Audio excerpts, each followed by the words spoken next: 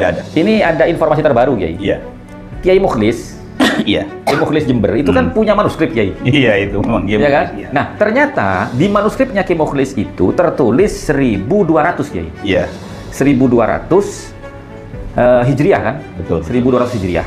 Nah, sementara isinya itu sama persis dengan Sulam Taufik yang ditulis pada 1400, Kiai. Iya. Nah, itu menurut Kiai gimana itu? Apa Kiai tahu itu? Ya kemarin saya ketemu dengan Kiai Mukhlis ya. Dan dia menuju di Magetan. Oh, waktu muktamar. Iya. Iya. Dia menunjukkan pada saya itu. Iya. Manuskrip tua kitab Sulam Taufik itu ya. yang akhirnya mungkin ditulis ulang oleh Pak Alawi ya. Iya, di kalangan Pak Alawi itu. Memang beliau ini bukan hanya saja mengatakan bahwa Sulam Taufik itu asalnya dari Wali Songo, para Wali Songo, ya. tapi beliau ini membuktikan dengan membawa data Manuskrip. kitab Sulam Taufik yang ada pada zaman Wali Songo. Wah, ini luar Kalau biasa. saya ya. jelas lebih percaya manuskrip Wali Songo Iya. karena dia lebih dulu ada. Betul, Nah, betul. kalau yang mencatat ini kan abad berapa itu Iya, namanya iya. itu kan sudah jelas. Betul, Kalau betul. ada yang lebih tua berarti ini kan menyadur. Betul. Seperti itu. Jadi bukan karya Pak Alawi. Tapi saya tidak tahu kenapa ini kalangan Pak Alawi sering melakukan hal seperti itu ya. Iya. Saya tidak tahu. Apa maksud tujuannya maksudnya? Iya. Saya khawatirnya itu mungkin tulisan kitab yang dikatakan bernama Sulam Taufik yang ditulis oleh keluarga Wali Songo di tahun 1200 Hijriah itu, Kiai. Iya. Itu mungkin disyarahi oleh Pak Alawi, kemudian dikasih nama Sulam Taufik. Iya. Khawatirnya saya ke sana, Ya, gitu loh. itu bisa jadi kan? Ya. Karena itu bisa kita duga Kalau seperti itu. iya, kalau memang isinya itu ada keserupaan gitu. Iya. Gitu. Betul. Nah, gitu teman-teman ya. Jadi ini yang lebih menghebohkan teman-teman ya. Selain nasab Wali Songo bisa dibuktikan dengan manuskrip, bahkan kitab-kitab karya Wali Songo yang katanya Wali Songo itu fiktif, gitu. Kan pernah ada nih orang mengatakan nasab Wali Songo itu fiktif. Kenapa? Karena Wali Songo tidak punya karangan kitab. Alasannya apa? Tidak ada kitab Sunan Bonang, kitab Sunan Kalijogo. Yang ada itu Sunan Abu Dawud, Sunan Tirmidzi gitu kan ya. Nah, ini terbukti. Ternyata keluarga Wali Songo ini memiliki karya di bidang keilmuan. Di antaranya adalah yang sekarang ini kita kenal dengan Sulam Taufik itu tadi, gitu teman-teman. Banyak karena ya, seperti kitab-kitab sufi itu kan. Banyak, Kitab Kiai, ya. tasawuf sekali. Banyak, Kiai, banyak. Itu bisa dibuktikan, bukan hanya omong doang ya. Iya, Bisa iya. kita buktikan semuanya. Iya. Seperti itu. Termasuk zikir-zikir. gitu Iya, ya. bisa. Boleh kita buktikan Iya. semuanya. Nah, ini saya mau tanya, Kiai. Iya. Ini kan ada satu kontroversi ya yang mengatakan bahwasanya susunan zikir di dalam rangkaian acara tahlilan itu Iya. itu katanya menjiplak daripada Habib Abdullah bin Al-Haddad. Iya. Tapi satu sisi mengatakan tidak, ini adalah karya Wali Songo dari keluarga Derajat gitu. Iya. Nah, ini yang benar yang mana, Kiai? Secara manuskrip, Kiai ya? Yang benar ya yang Wali Songo. Nah, yang di Wali Songo ini tahun berapa, Kiai? Yang menjelaskan itu? Ya sama kitab itu juga tadi. Oh, abad Ya, ke-9. Iya. Abad ke-9 itu kan susunan Sunan Ampel. Sunan Ampel yang menyusun semua itu, Sunan Ampel yang menyusun. Dengan bukti bagaimana seluruh kita lihat ya ketika orang bertahlil atau tahlilan ini dimanapun wilayah di Indonesia, bahkan sampai ke luar negeri, sampai ke Malaysia, Iya. sampai ke Thailand, ke manapun itu kan sama, redaksinya sama. Sama. Hanya sedikit ada perubahan dari para ulama. Iya. Nah, kalau redaksinya sama, berarti semua yang mengajarkan itu sama. Jadi seluruh dari Sunan Ampel itu beliau itu mengajarkan pada para Wali Songo. Iya. Dan oleh para Wali Songo dibawa ke seluruh wilayah. Iya. Dibawa oleh Sunan Gunung Jati ke Jawa Barat, Ya. ya dibawa oleh Sunan Bonang, dibawa oleh Sunan Kudus, dibawa oleh Sunan Kalijogo, dibawa oleh Sunan siapapun bawa itu semua dan mengajarkan pada masyarakat setempat. Nah, begitu. Dan para Wali Songo ini juga memiliki murid, Ya. yang muridnya itu dari seluruh pelosok Nusantara. Ya. Dan ketika mereka mengaji kepada para Sunan, para Wali Songo ini, dan dia mendapatkan suatu ajaran dari para Sunan, yang kiblatnya para Sunan dari Sunan Ampel Surabaya, mereka bawa pulang dan mereka ajarkan di tempat wilayah masing-masing. Akhirnya Ada yang luar biasa Tenggara. iya, ada yang dari Sulawesi Iya. yang mengaji kepada Sunan Gunung Jati, Iya. akhirnya dia bawa ke Sulawesi. Iya. Ada yang dari Kalimantan, semua seperti itu. Iya. Nah, ini menunjukkan satu redaksi yang sama pasti menunjukkan satu orang, pasti. Tetapi ketika pada waktu itu bukan pada satu redaksi, pasti redaksi di tempat wilayah yang lain berbeda semuanya. Tetapi ini tidak, ini semua sama. Nah, ini menunjukkan pada satu orang, yaitu Kanjeng Sunan Ampel Surabaya. Nah, kalau itu dikatakan tadi karya siapa? Habib Abdullah bin Al-Haddad ya. Ya. Nah, kapan beliau itu menulis susunan redaksi itu ya sehingga dipelajari oleh muridnya, dan kapan muridnya itu datang ke Indonesia? Ya, kalau secara usia, Kiai, Iya. Habib Abdullah Haddad ini jaraknya dengan kita ini kan kurang lebih 1 abad lah ya. Iya. Nah, tapi sama seperti itu tadi kan. Iya.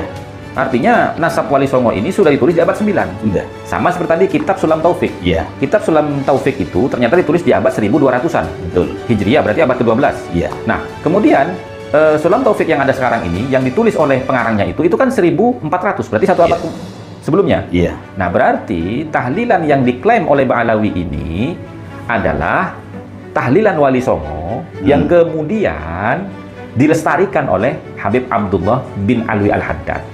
Saya rasa begitu ya, karena lebih dulu. Iya. Lebih dulu Sunan Ampel kan? Iya. Jauh masanya ini. Berabad-abad itu masanya itu. Kita kan bisa melihat ya. Nggih. Habib Abdullah bin Alwi Al-Haddad ini dia hidup di abad berapa?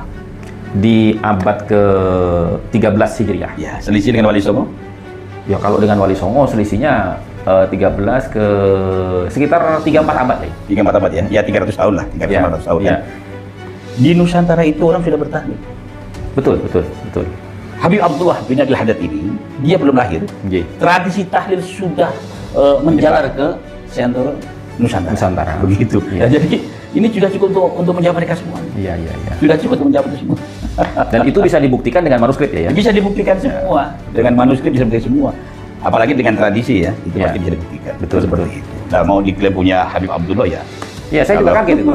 Bahwasanya dari kecil saya itu mendapat informasi bahwasanya acara tahlilan ini Ya. adalah adat istiadat yang dilestarikan sejak zaman Wali Songo. Lah kok sekarang setelah ada polemik asap ini ada yang mengatakan tahlilan pun itu karyanya Ba'alawi. Lah ini gimana? Semua Makanya mau diklaim ini Ba'alawi. semua dari sisi keilmuan juga diklaim oleh mereka Nggih, semua. nggih. Ya apa maksud tujuan mereka semua kan kita tidak tahu. Oke. Nah, ini untuk terakhir Kiai, karena ya juga bergantung dengan durasi Kiai ya. Iya, betul. Kembali ke awal tadi Kiai. Iya. Bagaimana nasihat Kiai terhadap para pejuang nasab Wali Songo dan juga polemik nasab Ba'alawi ini Iya. supaya tetap membawa semangat dakwah Wali Songo, tidak Iya, keluar dari situ. Betul. Ya. Nah, jadi mohon nasihatnya Kiai Ya, sebagai penutupan ini Kiai. Nasihat dari saya untuk seluruh para pejuang Wali Songo ya, bahwa harus kita ketahui ketika kita membaca atau mengatakan bahwa pejuang Wali Songo Indonesia, Nggih. nah, tentunya yang kita perjuangkan adalah ajaran Wali Songo. Dan ketika kita perjuangkan ajaran Wali Songo, maka tidak boleh terlepas ya dari strategi pergerakan perjuangan metode yang dilakukan oleh para Wali Songo, yaitu dengan cara arif dan bijak. Karena pada waktu itu ketika Sunan Ampel itu mondok pesantren di Madinah ya, di tempat paman beliau Syekh Ahmad Al-Madani, beliau itu minta izin untuk berziarah ke makam baginda Nabi ya, dan diizinkan oleh pamannya. Dan ketika beliau ini berziarah itu mendapat suatu anugerah kemuliaan dari Allah Subhanahu wa taala, dapat berjumpa dengan baginda Nabi secara terjaga, itu mungkin di antara tidur atau tidak tidur ya. Iya. Nah, di situ itu di mana itu dikatakan kepada Sunan Ampel, dan pada waktu itu belum Sunan Ampel namanya, masih ada rahmatullah. Rasulullah Shallallahu Alaihi Wasallam mengatakan kepada Sunan Ampel pada waktu itu, ya Ali rahmatullah, engkau ini adalah cucuku. Aku sudah ridho kepadamu, pulanglah engkau ke tanah Jawa. Dakwahkan agama Islam ini di tanah Jawa. Sebagaimana ya, aku mendakwahkan Islam ini kepada para sahabatku. Nah, ini kan menunjukkan amanah pesan Rasulullah kepada Sunan Ampel secara pribadi. Dia diperintahkan oleh Rasulullah untuk mendakwahkan Islam di Nusantara ini, di Jawa ini, tetapi dengan syarat beliau ini ketika mendakwahkan harus seperti baginda Rasulullah ketika mendakwahkan Islam kepada para sahabatnya, harus dengan cara yang arif dan bijaksana, yaitu bil hikmah ya. Nah, inilah yang menjadi patokan dasar pakem utama Nggih. ya, sebagai sebagai pedoman kita untuk memperjuangkan suatu kebenaran, baik dalam perihal nasab ataupun hal yang lainnya semuanya. Tidak boleh lepas dari pakem yang diterima oleh Sunan Ampel dari baginda Rasulullah Shallallahu Alaihi Wasallam. Ini utamanya. Oleh karenanya, kalau saya melihat atau membagikan itu, satu, kita tidak boleh lepas dari unsur syariat agama di dalam perjuangan. Nomor dua, kita tidak boleh lepas dari aturan hukum negara dalam perjuangan. Ketika kita tidak boleh lepas dari pakem-pakem luhur Wali Songo yang telah diajarkan kepada kita semua dalam metode dakwahnya. Yang keempat, tidak boleh kita mendobrak budaya-budaya dari masyarakat ya, yang dilindungi oleh hukum negara. 4 pilar ini itu harus menjadi patokan landasan dasar kita semua untuk bisa memperjuangkan dan mendakwahkan suatu kebenaran yang sedang kita lakukan seperti ini. Jangan menggunakan pakem-pakem atau metode perjuangan seperti dilakukan oleh FPI ya, yaitu dipromotori oleh Rizik Syihab dan Bahar bin Smith. Karena kalau tidak, visi dan misi tidak akan pernah tercapai. Betul. Ya. Dan kita bisa bedakan, ini loh Wali Songo, ini loh Wali Songo. Ya, kita berjuang dengan metode dakwah Wali Songo. Sekarang kita gelar kembali metode dakwah itu supaya orang tahu ya bahwa ketika Wali Songo berjuang, mereka menggunakan metode cara yang sangat halus dan lembut. Bahkan sampai dikatakan ada suatu metode yang digunakan oleh Wali Songo, Tutburi Handayani ya. Kita mengikuti dari belakang, tetapi kita berikan suatu edukasi pemahaman kepada mereka semua. Jadi ibarat kata kita menyelam air tapi sambil menangkap ikannya, mengikuti arus tapi tidak sampai kendang apa itu, hanyut, tidak sampai hanyut, tapi kita itu sambil memberikan suatu informasi seperti yang dilakukan oleh Sunan Kalijogo. Insya Allah ketika seluruh para pejuang-pejuang kita ini dalam mendekatkan suatu kebenaran, kalau memang kita ini mengaku pejuang Wali Songo, maka jangan sampai lepas kendali dari pakem-pakem pejuang Wali Songo. Itu seperti itu, apalagi sampai melanggar aturan hukum negara, ini tidak boleh. Kita adalah pejuang Wali Songo, ya, maka bedakan, jangan sampai kita ini bergerak berjuang seperti FPI di bawah komando Bahar Smith dan Rizik Syihab. Harus dibedakan sendiri agar orang itu tahu.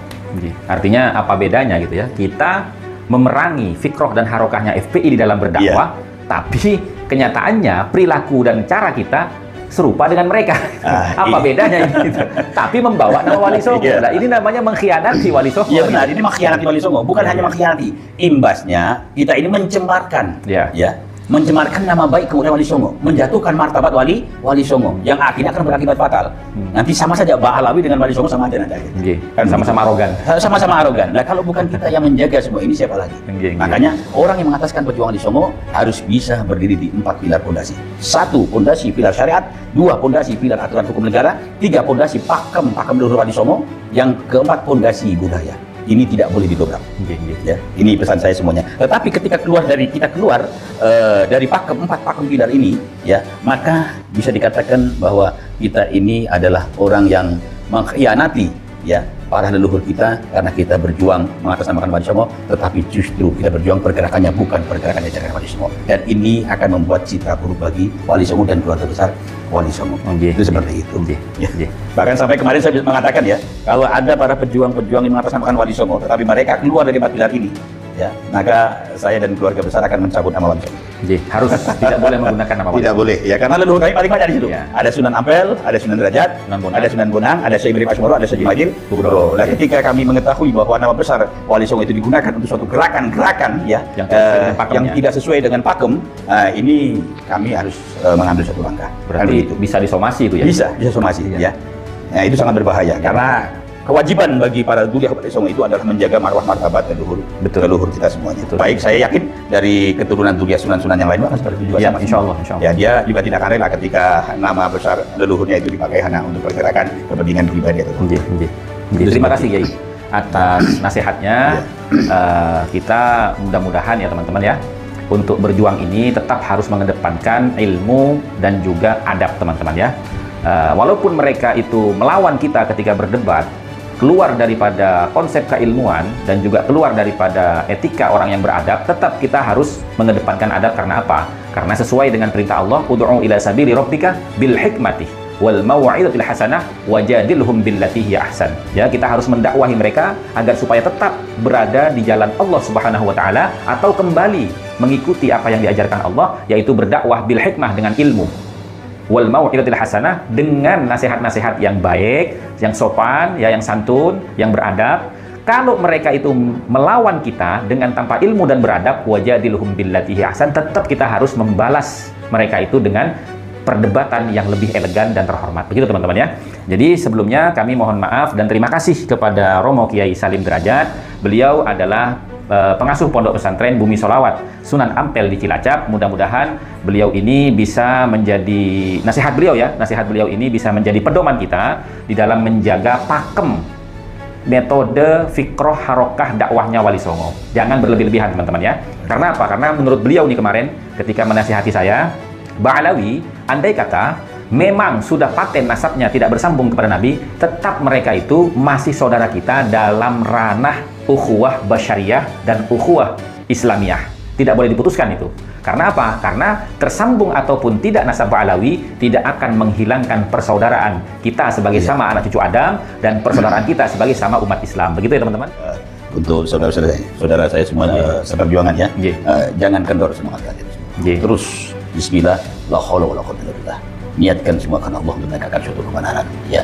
Tetap semangat. Dan satu saran saya, nasihat saya, sering-seringlah para saudara saya yang berjuang ini sekarang ini sowan silaturahmi ke kasepuan-kasepuan para Duriah Wali Songo untuk meminta nasihat, masukan, arahan di dalam perjuangan ini supaya berhasil, tidak sampai melanggar batasan-batasan yang telah ditetapkan oleh para leluhur kita. Ini kuncinya. Karena ketika Anda semua ini enggan untuk bersilaturahmi ke keluarga besar Wali Songo Kasepuan yang memegang pakem ya, maka akhirnya Anda akan bergerak sesuai dengan apa yang Anda ketahui, tetapi sebenarnya itu tidak sesuai dengan pakem leluhur Wali Songo. Dan saya ingatkan juga semuanya bahwa menurut pendapat saya, ya ini final, memang habaib itu bukan Duriah Nabi.